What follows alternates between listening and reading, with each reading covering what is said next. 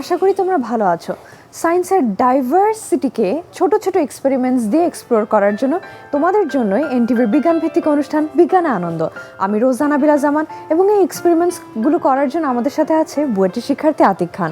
ভাইয়া কেমন আছো তুমি? ভালো আছি, তুমি কেমন আছো? আমি অনেক ভালো আছি এবং আমি শুরুতেই দেখতে পাচ্ছি যে আমরা পানি নিয়ে এক্সপেরিমেন্ট করব। তো আজকের এক্সপেরিমেন্টটা কি বিষয়ে? আজকে মূলত আমরা কেমিস্ট্রির খুবই বেসিক একটা এক্সপেরিমেন্ট করব। এইখানে মূলত আমরা দেখব যে ফেনফথলিন ও কিভাবে ইন্ডিকেটর হিসেবে কাজ করে। আচ্ছা, একটা সলিউশন এটা কি বেসিক নাকি অ্যাসিডিক এটা কিভাবে আমরা বুঝবো এই এক্সপেরিমেন্টে আসলে আমরা করব। আচ্ছা, তাহলে দেখো সবার ফার্স্টে আমি হচ্ছে কি একটা বেসিক সলিউশন বানাই নিব। আচ্ছা, আর ইন্ডিকেটরটা আমি এক পাশে রাখবো। তাহলে আমি দুইটা পট নিয়ে নিচ্ছি। আমরা কিন্তু জানি যে ইন্ডিকেটর একটা কালার হয়ে থাকে সাধারণত, একটা আসলে কালার চেঞ্জ করি আমাকে বুঝাবে যে এটা কি হচ্ছে বেসিক নাকি অ্যাসিডিক। অলরাইট, তাহলে সবার আগে আমি হচ্ছে এই পাত্রের মধ্যে একটা বেসিক সলিউশন ক্রিয়েট করব। আচ্ছা, তো ফার্স্টে আমি এখান থেকে একটু পানি নিয়ে নিচ্ছি।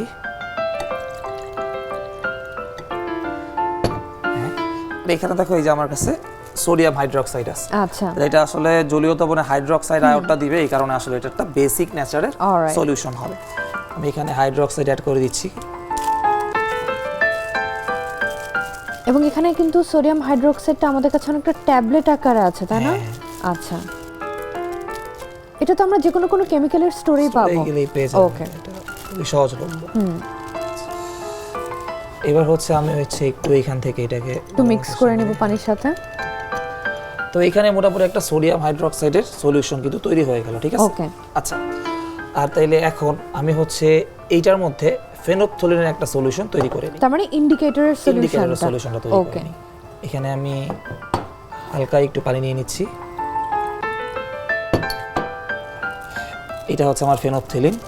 এটা যদি আমি একটু মিক্স করে নেই তাহলে হচ্ছে আমার ইন্ডিকেটরের সলিউশনটা তৈরি হয়ে যাবে।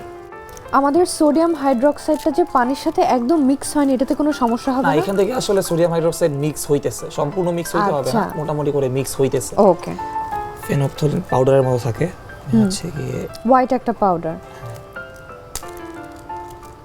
সাধারণত কতটুকু আমরা মিক্স করে নিব পানির সাথে? এটা আসলে যত বেশি মিক্স করবা তত আসলে কালারটা তাড়াতাড়ি পাওয়া যাবে। মোটামুটি 1 স্পুনের মতো বা হাফ স্পুনের মতো মিক্স করে নিলাম। ওকে, ছোট স্পুনের। এটাকে আমরা জাস্ট ফ্রিলি মিক্স করে নিচ্ছি। ফ্রিলি মিক্স করে নিতে পারি। এখান থেকে আমি ইচ্ছা করলে এটাও ইউজ করতে পারি, কিন্তু আমার এটাকে আগে পানিতে একটু করে নিতে হবে, কারণ এখানে তো বেসিক সল্টটা এটা এখন দিলে এখানে ইন্ডিকেটরটা কাজ করবে, এই কারণে আমি চাচ্ছি একটু পরে দিব আর কি। ওকে, এখানে মিক্স করে নেই মোটামুটি করে। রেখে দিলেই মিক্স হয়ে যায়, আসলে ঝাঁকা দিলেই হয়। সার্কুলার মোশনেও যদি ঘুরিয়ে যে মিক্স করে নিই। আমরা মূলত যাচ্ছি যে এই টেস্ট টিউবটার মধ্যে আমাদের কালারটাকে আমরা আনতে চাচ্ছি। ওকে, মোটামুটি মিক্স হয়েছে। ঠিক আছে, এবার আমরা সবার ফার্স্টে এইখান থেকে হচ্ছে গিয়া ক্ষারীয় যে দ্রবণটা আছে এটা আমি টেস্ট টিউবে নিয়ে নিচ্ছি। আচ্ছা, সো বেসিক সলিউশন কতটুকু আমরা একটা টেস্ট টিউবে নিয়ে নিচ্ছি।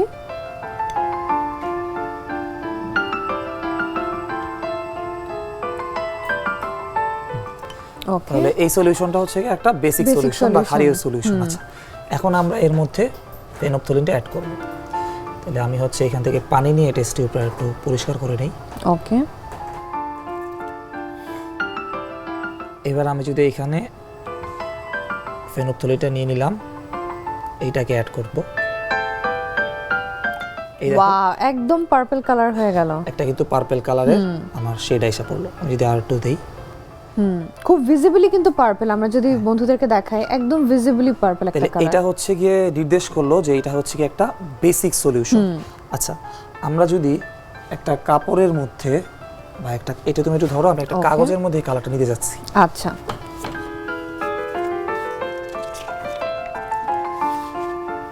কাগজটাকে কেটে নিচ্ছি।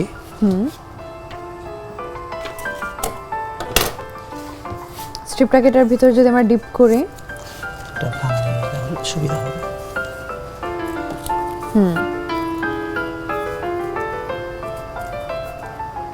আমরা যাচ্ছি এই কাগজটার মধ্যে যাতে কালারটা চলে আসে। ওকে,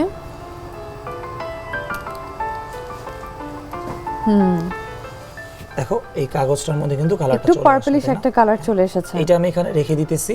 আমি হচ্ছে এক্সপেরিমেন্টের লাস্টে এটা কালারটা আবার দেখব, ঠিক আছে? ওকে, আচ্ছা, এখন এটা হচ্ছে একটা বেসিক সলিউশন। এখন এর মধ্যে যদি আমি অ্যাসিড অ্যাড করি তাহলে হচ্ছে এখান থেকে লবণ তৈরি হবে। লবণ জানি আমরা আচ্ছা। কি নিউট্রাল। আরো যদি অ্যাসিড তৈরি করি, অ্যাসিড দিতে থাকি, তাহলে এটা কি একটা অ্যাসিডিক নেচার হয়ে যাবে। তো আমার কাছে হচ্ছে কি ভিনেগার আছে, ভিনেগার হচ্ছে একটা উইক অ্যাসিড। Week acid. এইটাকে আমরা এখন এই ক্ষারীয় দ্রবণে অ্যাড করব। Okay. ঠিক আছে? আচ্ছা, তাহলে তুমি এটা একটু ধরো। আমি হচ্ছে আমার একটা প্রশ্ন ছিল যে আমরা যদি বেসিক সলিউশনে না দিয়ে আগে যদি আমরা অ্যাসিডিক সলিউশনে দিতাম তাহলে কি কালার হতো? আচ্ছা, অ্যাসিডিক সলিউশনে দিলে আসলে ফেনফথলিন কোনো কালার চেঞ্জ করবে না, মানে বর্ণহীনই থাকবে। আমি তাও একটু দিয়ে দেখাচ্ছি। সেটা হচ্ছে ধরা করো এইখানে আমি হচ্ছে গিয়ে অ্যাসিডটাকে অ্যাড করতে যাচ্ছি। এটা পানি ছিল, এইখানে আমি হচ্ছে গিয়ে অ্যাসিডটাকে অ্যাসিড নিলাম, অ্যাড করে নিচ্ছি। ভিনেগারটা নিলাম। হ্যাঁ, দেখো যদি আমি এখানে ফেনফথলিন দেইও তাহলে আসলে কোনো কালার চেঞ্জ হবে না, আমি অল্প একটু পরিমাণ দেই। তার মানে কি এরকম কোনো ইন্ডিকেটরসও আছে যেটা আমরা বেসিক নেচারের কিছুতে দিলেও কালার চেঞ্জ হবে না? হ্যাঁ, এরকম ইন্ডিকেটরও আছে যেটা ধরা করো শুধু অ্যাসিডে কালার চেঞ্জ অ্যাসিডে করবে, কালার কিন্তু চেঞ্জ করবে, এতে করবে না। এই দেখো কোনো আমি কালার add কিন্তু করে দিচ্ছি, চেঞ্জ হচ্ছে না। কোনো কালার কিন্তু চেঞ্জ Right. হচ্ছে না। আচ্ছা, এবার আমি হচ্ছে কি এই ভিনেগারটা এটার মধ্যে অ্যাড করব। Okay. ঠিক আছে, এখানে ভিনেগারটা ছিল, আমি এখান থেকে ভিনেগার নিয়ে নিচ্ছি।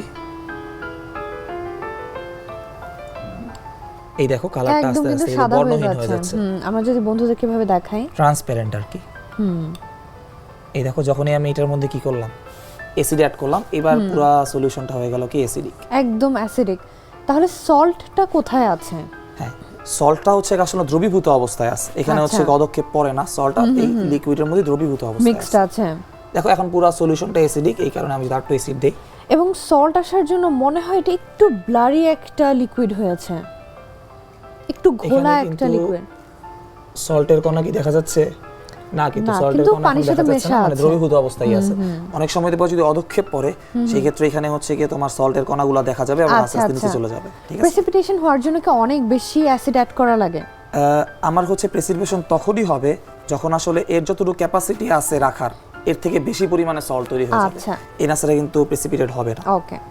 তাহলে এখানে কিন্তু আমরা দারুণভাবে দেখলাম যে ফেনফথলিন যে ইন্ডিকেটরটা আছে, এইটা বেসের ক্ষেত্রে একটা পার্পল কালার দেয়, আর যখন অ্যাসিডিক হয় তখন কিন্তু এটা কোনো কালার শো করে না বা Show করছে ট্রান্সপারেন্ট না। থাকে। আচ্ছা, এইবার আমরা দেখতে যাচ্ছি যদি আমরা ইলেকট্রোলাইসিস করি তাহলে আসলে কি কালার তৈরি হয়। ওকে। আমি এটাতে পানি ছিল, ইলেকট্রোলাইসিসও কালার চেঞ্জ হয়? যখনই আমরা পানির ইলেকট্রোলাইসিস করব তখন কিন্তু আসলে এখানে হাইড্রোক্সাইড আয়নটা তৈরি হয়। তাহলে হাইড্রোক্সাইড আয়ন যদি কোনো লিকুইডে থাকে, ওইটাই কিন্তু আসলে বেসিক নেচারের, তাই না? হ্যাঁ। তার মানে যখনই হাইড্রোক্সাইড আয়ন তৈরি হবে সেইখানেই কিন্তু আমরা এই ফেনফথলিনকে দেখব কালার চেঞ্জ করতে। আচ্ছা। কারণ হাইড্রোক্সাইড আয়নটাই কি বেসিক নেচারের। তো আমরা ফার্স্টে এখানে ইলেকট্রোলাইসিস করতে চাইতেছি। ওকে। তাহলে আমরা কিসের ইলেকট্রোলাইসিস করব? পানি ইলেকট্রোলাইসিস করব। আমি হচ্ছে এটা টেস্ট টিউবটা এখানে রেখে দিচ্ছি। আমরা এই পটটার মধ্যে পানি নিয়ে নিই। ওকে। পানি নিয়ে নিলাম। এইবার একটা জিনিস খেয়াল রাখতে হবে, সেটা হচ্ছে পানির মধ্যে আমরা যদি একদম বিশুদ্ধ পানি কিন্তু ইলেকট্রিসিটি কন্ডাক্ট করে না, আমাদের কোনো distilled একটা water। হ্যাঁ আমাদের কোনো একটা লবণ অ্যাড করতে হবে, মানে কিছু আয়ন এখানে অ্যাড আয়ন করতে থাকতে হবে। এই কারণে হচ্ছে আমরা এখানে সোডিয়াম ক্লোরাইড, যেটা আমাদের খাবার লবণ, এটা নিয়ে Normal আসি, এটা লবণ একটু নিয়ে আমরা নিয়েছি। অল্প করে Okay। মিলাই দিব। ঠিক আছে, এটা কিন্তু ক্লাস 19 এর বই খুব ফেমাস একটা এক্সপেরিমেন্ট, এই যে ইলেকট্রোলাইসিস। হ্যাঁ হ্যাঁ হ্যাঁ। আর এখানে এই যে লবণটা অ্যাড করা, এটাও খুবই ইম্পর্টেন্ট, কারণ এনলাসটা কিন্তু আমাদের ডিস্টিং ওয়াটার কিন্তু কখনো কারেন্ট পরিবহন করে না। ওকে। আমি অল্প একটু পরিমাণ লবণ দিয়ে নিলাম, এতটুকু যথেষ্ট। আর একটু ভরে দিতে হবে পানি। ওকে।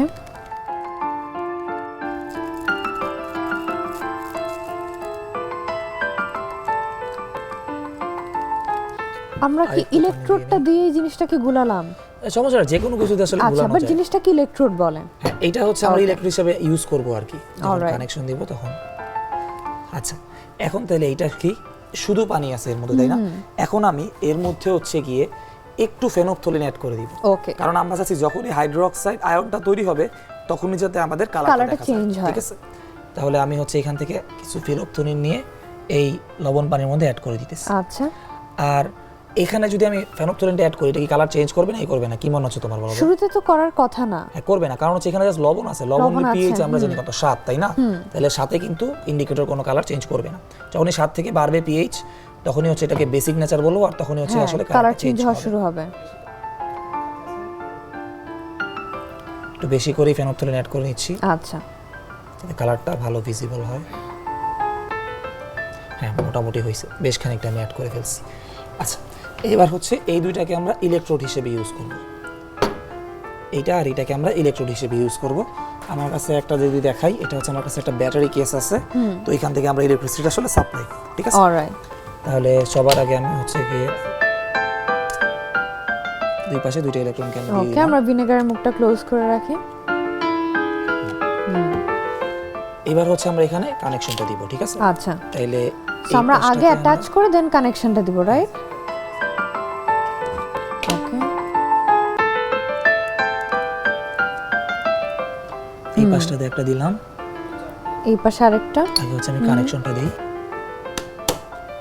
কানেকশনটা দেওয়া শেষ। এবার এখানে আমরা যদি ধরে রাখি তাহলে দেখবা ইলেকট্রোলাইসিস হয়ে থাকবে। কারণ ইলেকট্রিসিটি পাস হওয়ার জন্য যে আয়নাইজেশনটা হবে তখন হাইড্রোক্সাইড রিলিজের জন্য হাইড্রোক্সাইড আয়নটা এখানে তৈরি হবে ইলেকট্রোলাইসিসের আচ্ছা। ফলে। তো হাইড্রোক্সাইডটা তৈরি হওয়া মানে এটা একটা Basic ক্ষারীয় nature-এ nature চলে হয়ে যাবে। গেল। হ্যাঁ, তখনই হচ্ছে আমাদের ওই কালারটা আমরা দেখতে পাবো। আমরা এখন হচ্ছে গিয়ে ইলেকট্রোডগুলো এর মধ্যে যদি দিয়ে দেই, ওকে, দেখো আমরা কালারটা কিন্তু দেখা দেখছি যাচ্ছে সাথে সাথে কিন্তু পার্পল কালার হয়ে যাচ্ছে। তার মানে হচ্ছে এখান থেকে আসলে ক্ষার তৈরি হইতেছে ইলেকট্রোলাইসিসের ফলে, এই কারণে কিন্তু পার্পল কালারটা আসতেছে।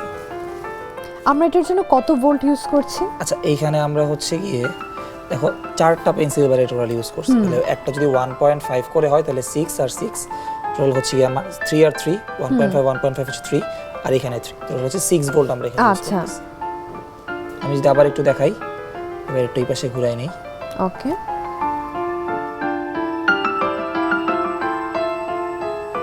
এই যে খুব ইজিলি বোঝা যাচ্ছে ভিজিবল জিনিসটা। আচ্ছা, তাহলে তো আমরা খুব ভালো বুঝতে পারলাম যে হচ্ছে গিয়ে হ্যাঁ, বেসিক নেচারে কোনো একটা দ্রবণে ফেনফথলিন একটা পার্পল টাইপের কালার দেয়, তাই না? আচ্ছা, মনে আছে আমরা যখন একদম এক্সপেরিমেন্ট ফার্স্টে কালারটা তৈরি করছিলাম আমরা মাত্র, একটা পেপারের মধ্যে কিন্তু হ্যাঁ, ডিপ আমরা কিন্তু করেছিলাম। এই পেপারের মধ্যে কালারটা দিয়ে রাখছিলাম। দেখো এই যে এইখানটাতে কিন্তু তখন পুরোটা পার্পল ছিল, কিন্তু এখন তাই না? কিন্তু হোয়াইট হয়ে এখন গিয়েছে। কিন্তু হোয়াইট হয়ে গেছে। এই কালারটা আসলে কেন হোয়াইট হয়ে গেল এটা যদি আমরা একটু বুঝতে চাই, সেটা হচ্ছে আমাদের এনভায়রনমেন্টে কার্বন ডাই অক্সাইড আছে, তাই না? আচ্ছা, এখন সোডিয়াম হাইড্রোক্সাইডের সাথে কার্বন ডাই অক্সাইড বিক্রিয়া করে সোডিয়াম কার্বনেট এখানে তৈরি হয়ে যাচ্ছে। আচ্ছা, তাহলে সোডিয়াম কার্বনেট তৈরি হয়ে যাওয়ার কারণে পিএইচটা আস্তে আস্তে কি আবার 7 এর দিকে চলে আসছে। পিএইচটা অনেক বেশি ছিল, তোমার 10, 12 বা 13 এরকম ছিল। হ্যাঁ। যেহেতু আবার নিউট্রালের দিকে আসতেছে, এই কারণে দেখো ফেনফথলিন আবার তার কালারটা চেঞ্জ করে কি চেঞ্জ করছে? করে ফেলছে। বর্ণহীন হয়ে গেছে, তাই না? আচ্ছা। তার মানে আমরা এরকম যদি হচ্ছে গিয়ে কালার তৈরি করি এবং তৈরি করে ওটা যদি কোনো কাপড়ে বা কিছুতে মারি, এটা কিন্তু একটু পরে আবার ভ্যানিশ হয়ে যাবে। ভ্যানিশ হয়ে যাবে। আচ্ছা, ওয়াও ভাইয়া, তুমি খুব সুন্দর করে আমাদেরকে ফেনফথলিনের ইন্ডিকেটরের নেচার দেখালে, তোমাকে অনেক ধন্যবাদ। ভাইয়া, এবার আমরা কি এক্সপেরিমেন্ট দেখব? আমরা কেমিস্ট্রি একটা এক্সপেরিমেন্ট দেখব, সেটা হচ্ছে আমাদের ম্যাসের কাঠ রিলেটেড এক্সপেরিমেন্ট, ঠিক আছে? আচ্ছা, আমরা যদি বলি যে আমাদের যে ম্যাসের কাঠের উপরের অংশটার মধ্যে আসলে কি কি থাকে, এর মধ্যে পটাশিয়াম ক্লোরাইড থাকে আচ্ছা, এবং কিছু সালফার থাকে এবং আয়রন বা লোহার কিছু অক্সাইড থাকে। আচ্ছা, আর দেখো এই পুরোটাকে এখানে স্টেবল হিসেবে রাখার জন্য কিছু আঠালো পদার্থও আছে, আচ্ছা, যেটা যখন সলিড হয়ে যায় তখন এটা খুবই শক্ত হয়ে পুরো জিনিসটাকে ধরে রাখে। ওকে, কিন্তু লিকুইড অবস্থায় এটা খুবই কিন্তু আঠালো টাইপের। আঠালো টাইপের। ফর এক্সাম্পল, তুমি প্লাস্টিকের কথা চিন্তা করতে পারো। প্লাস্টিক কিন্তু যখন গলে যায় তখন কিন্তু আমরা এটাকে মোল্ড করতে পারি যে এরকম ভাবে, কিন্তু যখন এটা শক্ত হয়ে যায় তখন কিন্তু আমরা এটা ভঙ্গুর হয়ে যায়, তাই না? শক্ত হয়ে থাকে। তাহলে আমরা আজকে কি করব, যে আমি এখানে একটা ম্যাচের কাঠে ছিদ্র করে নিছি, আচ্ছা, এটাকে আমি এখানে রাখলাম এবং আরেকটা ম্যাচের কাঠিকে আমি একটা কয়েনের উপর ঠিক এইটার উপরে রেখে দিচ্ছি। ওকে, একটু সাবধানতার সাথে এটা রাখতে হবে। আমরা এখানে খুব সিম্পল ভাবে দুইটা কাঠিকে একত্রিত ব্যালেন্স করলাম। হ্যাঁ। এইবার আমরা হচ্ছে এই জায়গায় হচ্ছে গিয়ে এর উপরে আগুন জ্বালাই, ঠিক আছে? আচ্ছা, আর একটা কাঠি আমি নিয়ে নিচ্ছি।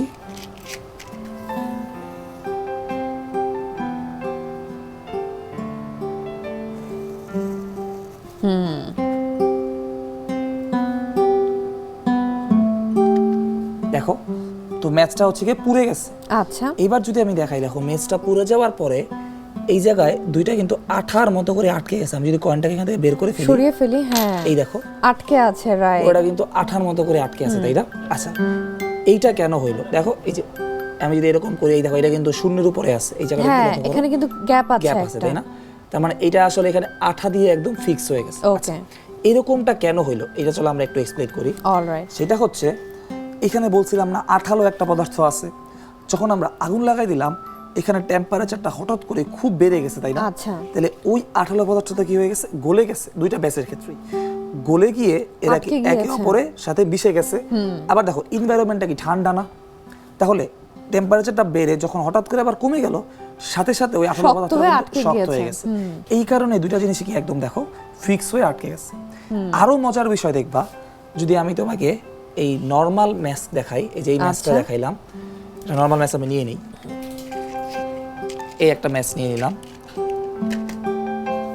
দেখো। আর আমার কাছে একটা ম্যাগনেট আছে, দেখো আমি যদি এটা দিয়ে করি তাহলে কিন্তু এই ম্যাচের মধ্যে কি এই ম্যাগনেটটা লাগতেছে না, তাই না? তার মানে কি ম্যাচের উপরে এই ম্যাগনেটের কোনো প্রভাবই নাই, Neutral, তাই না?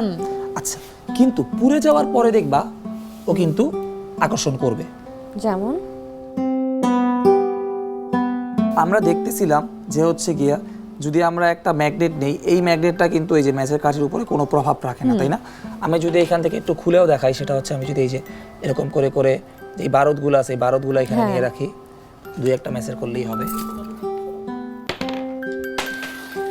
এদের উপরে দেখো এই যে এটা কিন্তু কোনো প্রভাব নাই, তাই না? কোনো ধরনের লেগে যাচ্ছে অ্যাট্রাকশন না, তাই না? ফোর্স নেই। কোনো অ্যাট্রাকশন ফোর্স নেই, দেখো যদি ভালো করে দেখাই, কোনো অ্যাট্রাকশন ফোর্স নেই বা উঠে যাচ্ছে না বা লেগে যাচ্ছে না, তাই না? আচ্ছা, কিন্তু আমরা যদি এদেরকে বার্ন করি, তারপর যদি কিছু একটা অংশ নেই, তাহলে দেখি আমরা কি হয়, ঠিক আছে? তো আমরা হচ্ছে গিয়ে এদেরকে হচ্ছে বার্ন করার চেষ্টা করি, Okay. দেখবো যে বার্ন করার পরে এটা আমাদের এখানে ম্যাগনেটটাকে কি করতেছে, আকর্ষণ করতেছে, Okay. তাই না? আচ্ছা, তাহলে আমি ফার্স্টে এটা রেখে নিলাম, এটার উপরে আমি বার্ন করাইতে যাচ্ছি।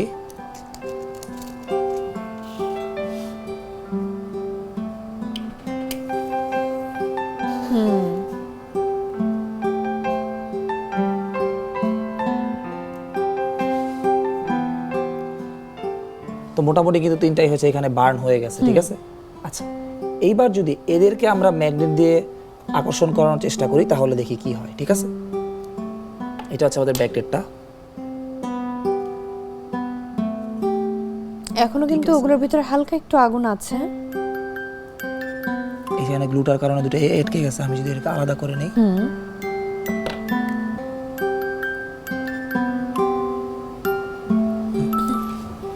এখানে রাখি, এখানে আরো ভালো বোঝা যাবে। আচ্ছা, এবার আমরা এটা দিয়ে দেখো ব্যাকডেটটা দিয়ে উঠানোর চেষ্টা করি। এই দেখো, এটা কিন্তু ম্যাগনেট দিয়ে আকর্ষণ করতেছে, এই যে এটা আবার দেখাই,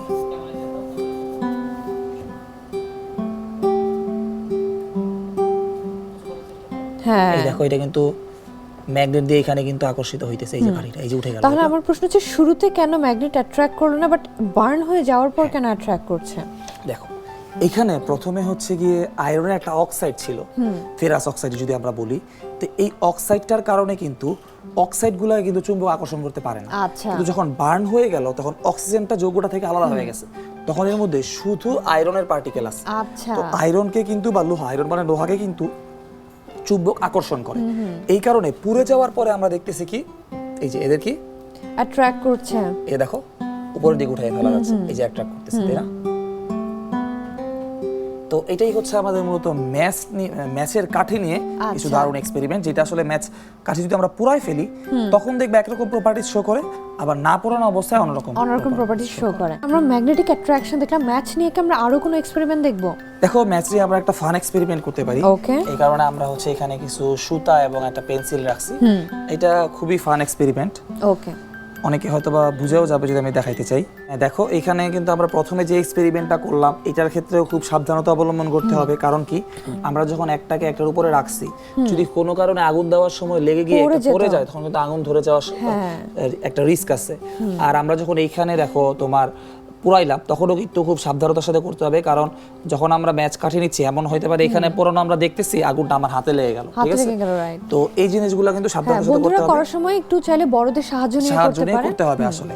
আর আমরা যেটা দেখাইলাম, এটা যদি আমরা এই দেখো এর আগের বার আমরা ম্যাচ কাঠিটা পুরোটা রাখছিলাম, এখন আমরা জাস্ট কি করছি, কাঠির আগাটা ভেঙে নিয়েছি, এটা কিন্তু আরো ভালোভাবে বোঝা যায়। দেখো যদি আমি এখানে চুম্বকটা দিই, দেখো তিনটাই হচ্ছে কি উপর দিকে চলে আসলো, তাই না? এই যে তিনটাকে উঠাই ফেলতে পারলাম খুব ইজিলি। এর আগে পুরো ম্যাচ আমাদের ওয়েটটা বেশি ছিল, এই কারণে উঠতেছিল না, তাই না? কিন্তু দেখো এখানে এগুলোকে যদি আমি উঠাতে চাই, যেগুলো আসলে পুরানো না, লালগুলাকে, এগুলা কিন্তু আমার আকর্ষণ করবে না। এই দেখো এগুলো কিন্তু উঠছে না, এগুলো কিন্তু উঠতেছে না, কিন্তু এগুলো দেখো খুব সহজেই কিন্তু উপর দিকে উঠে আসতেছে। তার মানে পুরার পর যখন জাস্ট আয়রনের আয়নগুলো বাকি থাকছে, তখনই কিন্তু এটা অ্যাট্রাকশন। আয়রনের যেহেতু এখানে অ্যাটমগুলো আছে, এই কারণে কিন্তু খুব ইজিলি চুম্বক দিয়ে এটা আকর্ষণ করতে পারতেছে। ভাইয়া তুমি যে ম্যাচ কাঠের মধ্যে যে ম্যাগনেটিক প্রপার্টিজ আছে, এত ইন্টারেস্টিং একটা হিডেন ইনফরমেশন আজকে দেখানোর জন্য তোমাকে অনেক ধন্যবাদ। তোমাকেও ধন্যবাদ। আজকে তাহলে আমরা বন্ধুদের কাছ থেকে বিদায় নিয়ে নিই। ঠিক আছে। প্রিয় বন্ধুরা, এই ছিল আমাদের আজকের আয়োজন। তোমরা যদি আমাদের কোনো ফান এক্সপেরিমেন্ট মিস করে থাকো কিংবা রিওয়াচ করতে চাও, এগুলো কিন্তু এনটিভির ইউটিউব চ্যানেল এনটিভি শোজে অ্যাভেলেবল। তোমরা ভালো থেকো, সুস্থ থেকো এবং এনটিভির সাথেই থেকো। ধন্যবাদ।